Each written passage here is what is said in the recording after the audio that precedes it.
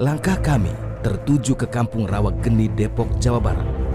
Tepatnya di kediaman Ibu Soleha dan keluarga. Diketahui Azkia, putri bungsu Ibu Soleha, tak tertolong setelah divonis gagal ginjal akut. Saat ini kita akan menuju ke rumah Ibu Soleha, seorang warga asal Depok, Jawa Barat, yang menurut informasi anak dari Ibu Soleha ini meninggal dunia karena terkena gagal ginjal akut. Kita akan coba dengarkan cerita utuhnya sebetulnya seperti apa. Kita akan temukan faktanya.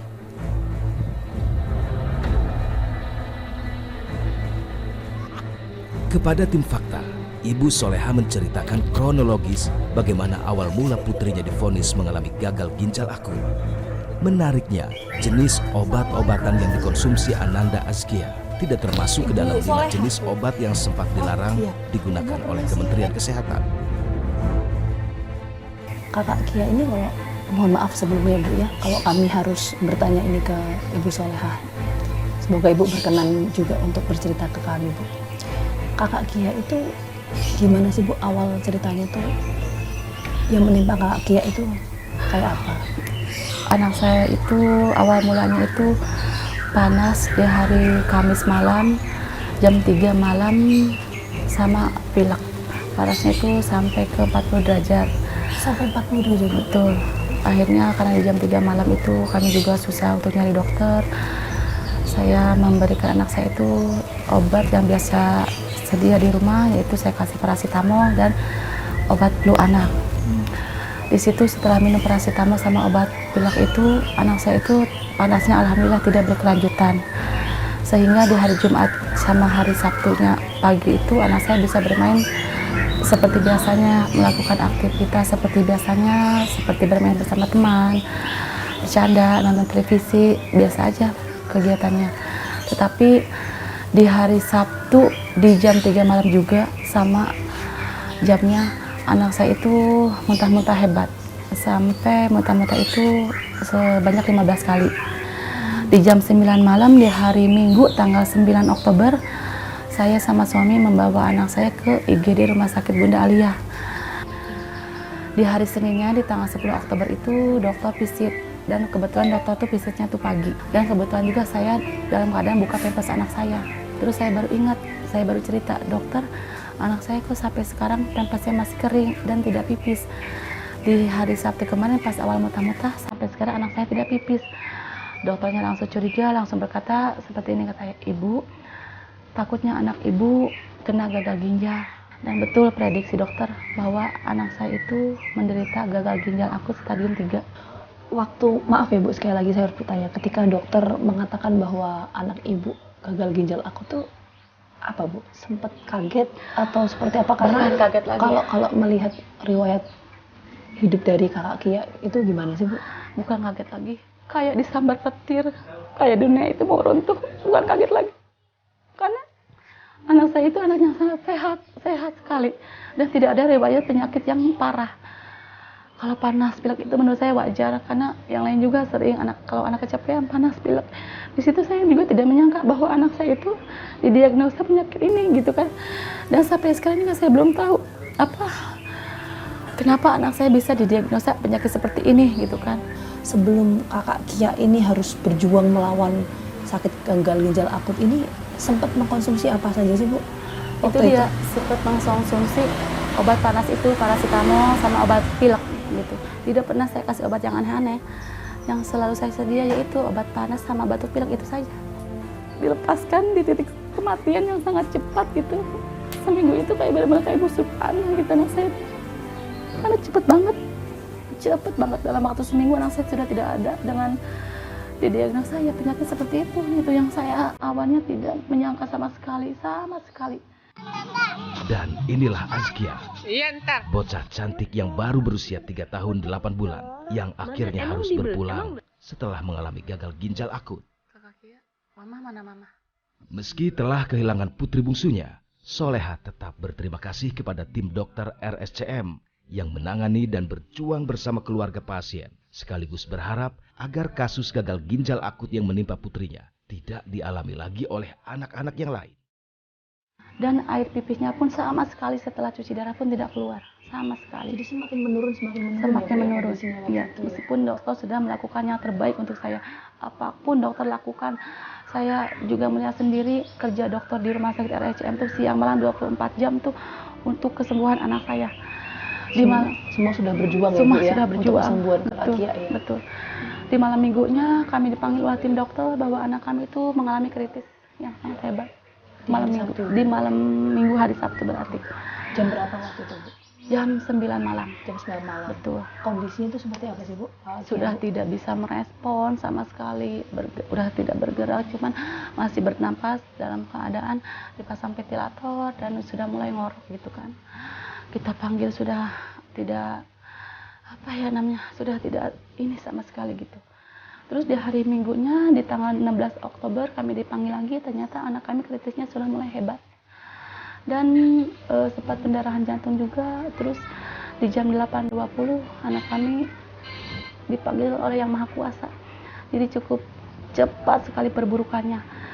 Selama 11 hari ini saya tidak pernah melewatkan untuk berziarah ke anak saya. Bahkan kemarin saking kangennya sehari 3 kali. Karena semakin hari itu mas semakin kangen. Rindu itu mas semakin tambah, bukannya semakin berkurang. Jadi semakin kesini saudara udah pada pulang, teman-teman sudah pada punya kegiatan masing-masing. Semakin berasa dengan ketidakhadiran anak saya ini gitu. Jadi bukan semakin lupa, malah semakin sulit untuk melupakan. Susah diungkapin, makin berat. Itu makanya gitu. Kangennya minta ampun mas, aduh jangan sampai ada yang seperti saya gitu, kehilangan anak yang sangat dicintai gitu.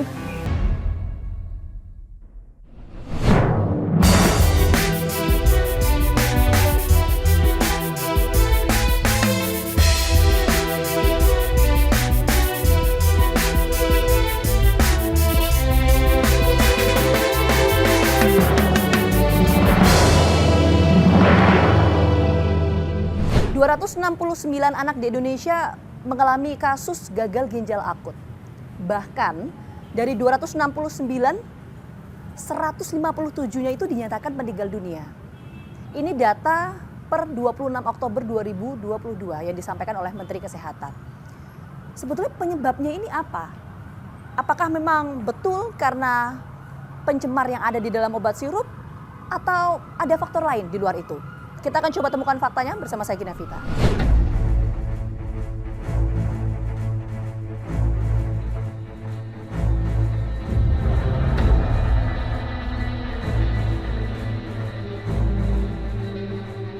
Kasus gagal ginjal akut misterius kini tengah menghantui seluruh keluarga di Indonesia.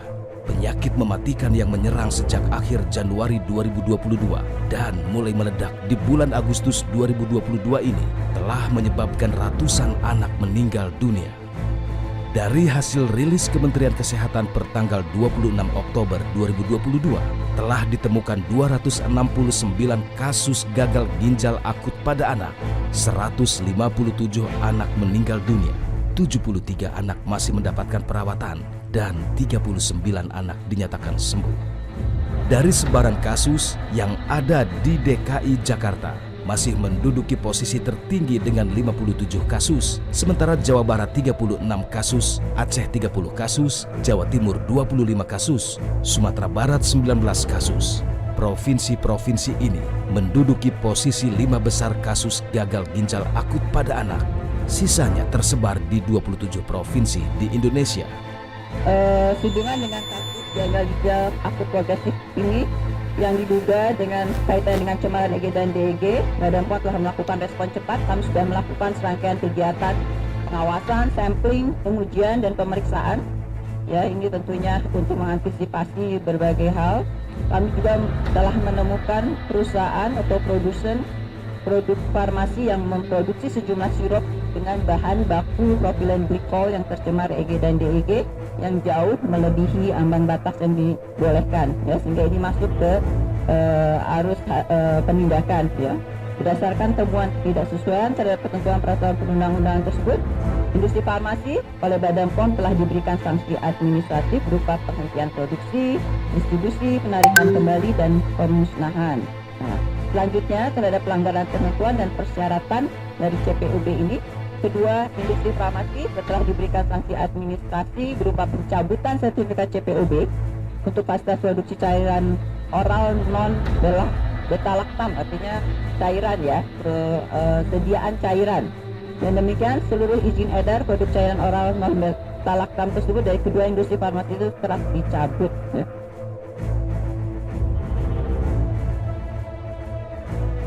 Untuk itu, pemerintah mengambil sejumlah langkah tegas agar tenaga kesehatan dan masyarakat sementara waktu tidak memberikan obat-obatan dalam bentuk cair atau sirup kepada anak-anak. Sebab diduga kuat penyebab awal kemunculan penyakit mematikan ini adalah cemaran yang ada dalam sejumlah obat sirup.